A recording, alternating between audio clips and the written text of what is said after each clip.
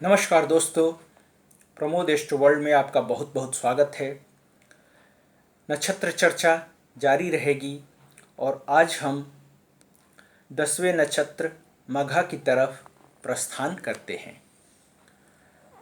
मघा नक्षत्र वाले व्यक्ति राक्षस गण के अंतर्गत आते हैं। इस नक्षत्र में कुल 5 तारे होते हैं। यह नक्षत्र एक घर की तरह दिखाई देता है और इसमें पैदा हुए लोग स्वाभिमानी होते हैं तथा कड़ी मेहनत करना पसंद करते हैं। कहीं कहीं ऐसा कहा जाता है, पर साधारणतः देखने में आता है कि ये मेहनत कम पसंद करते हैं।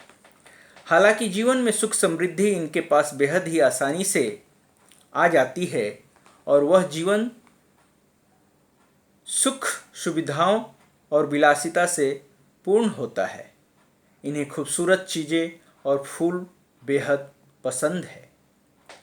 चूँकि इसका स्वामी केतु है और यह इस नक्षत्र को गंडमूल नक्षत्र की श्रेणी में भी रखा गया है।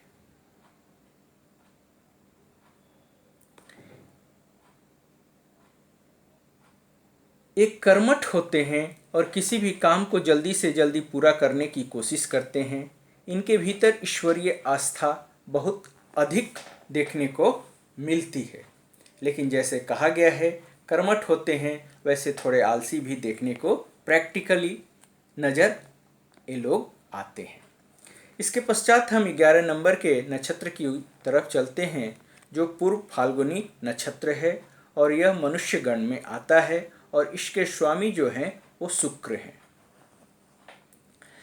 इस नक्षत्र में जन्म लेने वाले लोगों में संगीत और कला की विशेष समझ होती है जो बचपन से ही दिखलाई देने लगती है।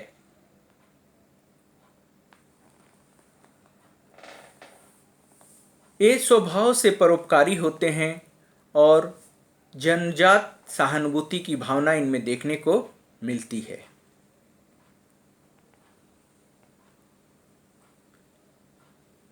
इस नक्षत्र के तहत पैदा हुए लोग व्यवसायी बनते हैं क्योंकि इनको भाषण देने की कला अच्छी तरह से आती है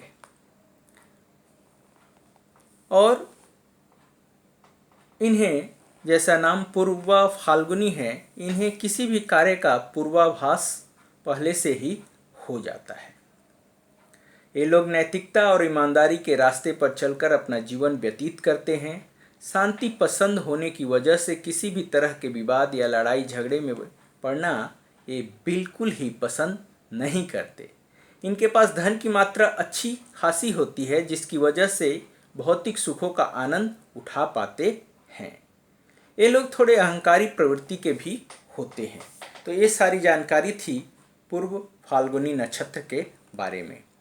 अब हम 12वें नक्षत्र जो कि उत्तरा फाल्गुनी नक्षत्र है वो भी मनुष्य गण में आता है, इस पर चर्चा करेंगे। इसका आकार बिस्तर या चारपाई के पिछले पाए की तरह दिखाई देता है। इसमें जन्म लेने वाले व्यक्ति स्वाभिमानी होने के साथ साथ थोड़े तुनक मिजाज होते हैं, पर ये सच्चे, ईमानदार और बड़े दिल वाले होते हैं।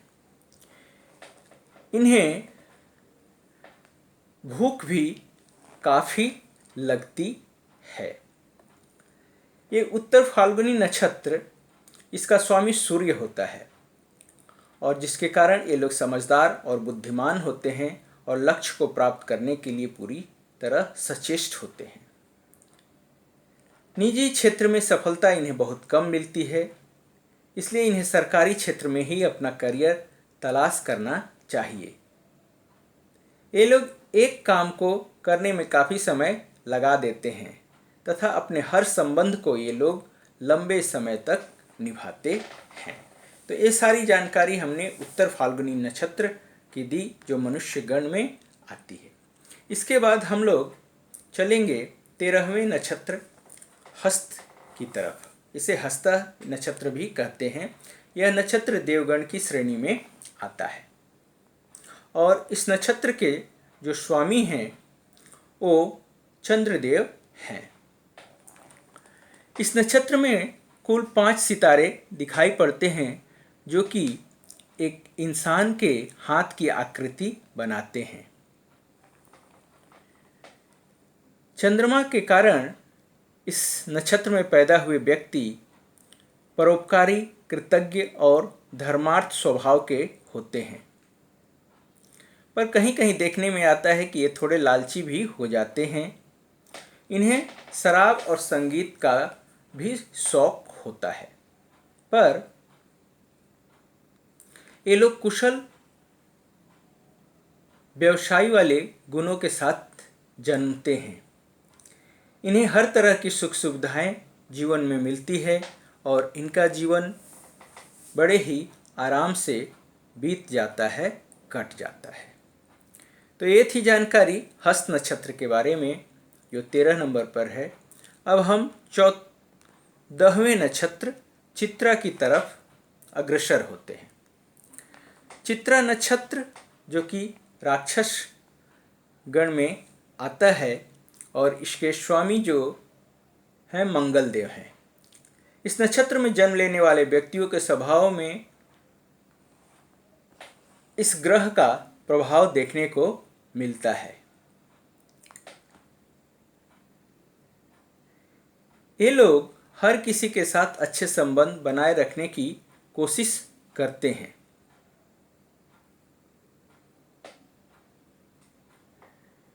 इनकी काया अच्छी होती है, फिगर सुडौल होती है और ये लोग देखने में आकर्षक भी होते हैं। इन्हें सामाजिक हितों के लिए कार्य करते हुए भी देखा जाता है, पर इनकी एक विशेषता है कि ये लोग विपरीत परिस्थितियों में भी घबराते नहीं हैं और मुसीबतों का सामना खुलकर करते हैं। परिश्रम और हिम्मत ही इनकी ताकत है। तो ये जानकारी थी चित्रा नक्षत्र के बारे में। अब हम आते हैं अगले नक्षत्र जो 15वां नंबर है, वो है स्वाति नक्षत्र। स्वाति नक्षत्र देवगण की श्रेणी में आता है और ध्यान से देखें तो इसकी आकृति में सिर्फ एक सितारा होता है। यह तलवार या मूंगा की तरह प्रतीत होता है। इस नक्षत्र के अंतर्गत पैदा होने वाले लोग अपने परिष्कृत, प्रतिष्ठित और शिष्टाचार के लिए जाने जाते हैं। ये लोग थोड़े शर्मीले होते हैं, पर इनकी आत्मनियंत्रण बेहद ही शानदार होती है। कभी कभी इनका जिद्दी होना स्वाभाविक नजर आता है।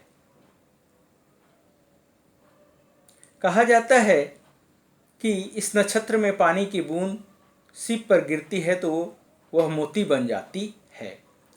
तुला राशि में होने की वजह से स्वाति नक्षत्र के जातक सात्विक और तामसिक दोनों ही प्रकृति के होते हैं।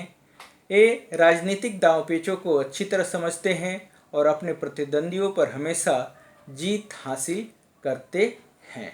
तो ये थी जानकारी हमारे स्वाति नक्षत्र जो देवगण की श्रेणी में आता है। अब हम प्रकाश डालेंगे जो अगला नक्षत्र है 16 नंबर का, वो है विशाखा नक्षत्र। विशाखा नक्षत्र राक्षसगण में आता है। इसके स्वामी गुरु हैं। ये पठन पाठन के कार्य में उत्तम साबित होते हैं। अर्थात कहने का तात्पर्य है कि पढ़ाई लिखाई इन लोगों को काफ़ी पसंद है। इस नक्षत्र की आकृति को जब देखते हैं तो पाते हैं कि यह नक्षत्र 5 सितारों से मिलकर बना है और कुम्हार के चाक की तरह दिखाई देता है। यह तुला और वृश्चिक राशि तक फैला हुआ है और इसके तहत पैदा हुए जातकों को हमेशा ईश्वर का भय रहता है। साथ ही ये ईमानदार भी होते हैं, लेकिन कभी कभी आक्रामक, ईर्ष्यालु और कंजूस के साथ साथ तुर्क मिजाज भी इन लोगों को देखा जा सकता है। ये लोग शारीरिक श्रम नहीं कर पाते, लेकिन अपनी बुद्धि के प्रयोग से सभी को पराजित कर देते हैं।